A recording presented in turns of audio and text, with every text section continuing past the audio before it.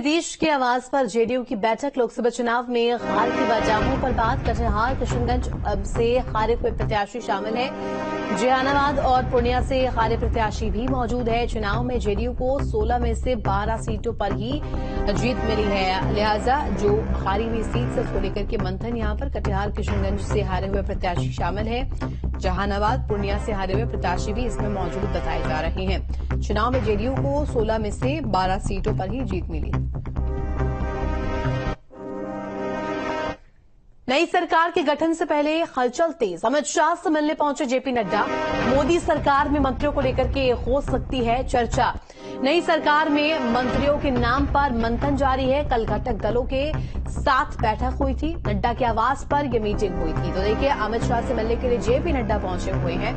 नई सरकार में मंत्रियों के नाम पर मंथन अभी भी जारी है और कल ही घटक दलों के साथ बैठक हुई थी। तो खबर पर जानकारी के लिए संवाददाता विकास चंद्र हमारे साथ फोन लाइन पर जुड़ गए। विकास, देखिए, जिस तरीके से नई सरकार का गठन होना है और सरकार के गठन के साथ साथ मंत्रालयों का बंटवारा भी बेहद अहम हो जाता है, लेकिन जो ताबड़तोड़ बैठकें हो रही है, अमित शाह खुद पहुंचे हुए जेपी नड्डा के साथ मुलाकात करने के लिए। जी बिल्कुल, इस बार चुनौतीपूर्ण स्थिति है बीजेपी के लिए। 2014 और 2019 की स्थिति बिल्कुल नहीं है। बीजेपी के पास अपना जादुई आंकड़ा नहीं है। इस बार सहयोगी दलों पर ही बीजेपी को निर्भर रहना है। इसलिए बीजेपी फूंक फूंक कर कदम उठा रही है कि कहीं कोई गलती ना हो जाए और कोई सहयोगी दल नाराज ना हो। कल दिन भर जेपी नड्डा के आवास पर बैठक चलती रही और रात के लगभग 10:30 बजे तक बैठक हुई और अब जेपी नड्डा अमित शाह के घर पहुंचे हैं और उसमें बीजेपी के संगठन महामंत्री बीएल संतोष भी हैं। तो सहयोगी दलों के साथ किन किन मुद्दों पर बात करनी है, किसे क्या मंत्रालय ऑफर करना है, कल इस मुद्दे को लेकर के विस्तार से बैठक हुई और सभी दलों की राय भी जानी गई।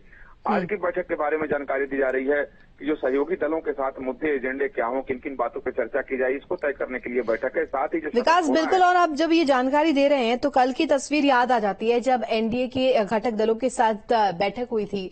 वहां पर तमाम लोगों की हमने जो बातें सुनी, जहां पर नायडू की तरफ से क्या कुछ कहा गया, नीतीश की तरफ से क्या कुछ कहा गया, रुख हालांकि साफ नजर आया था इसके बाद, लेकिन अंदरूनी जो जानकारी है मंत्रालयों को लेकर के स्थिति कुछ ज्यादा साफ नजर नहीं आ रही है। जी बिल्कुल बिल्कुल, स्थिति अभी साफ नजर नहीं आ रही है और ये प्रधानमंत्री मोदी का स्टाइल है। जब उनके मंत्रालय पिछली बार भी गठन होने थे तो कोई जानकारी जल्द सामने नहीं आ रही थी और इस बार देखें कि हाँ, जेडीयू की तरफ से कुछ मांगे जरूर रखी गई हैं, टीडीपी की तरफ से मांग रखी गई है, जेडीएस की तरफ से मांग रखी गई है। हालांकि इन लोगों के नेताओं के द्वारा यह मांग नहीं है, पार्टी के द्वारा मांग है। अगर आप जेडीयू की बात करें तो रेल मंत्रालय और दूसरे कुछ अहम मंत्रालयों को लेकर बात है। अटल बिहारी वाजपेयी के जमाने के फॉर्मूले को फॉलो करने की मांग है, कॉमन मिनिमम प्रोग्राम बनाने की मांग है। उसी तरीके से अगर टीडीपी की बात करें तो उनकी तरफ से 5 मंत्रालयों की मांग की गई है, जिसमें हैवी बीते दिन की जो तस्वीर आई थी उसमें तो कम से कम यही कोशिश थी कि कहीं ना कहीं ये पेश किया जाए कि ऑल इज वेल एनडीए के खेमे में।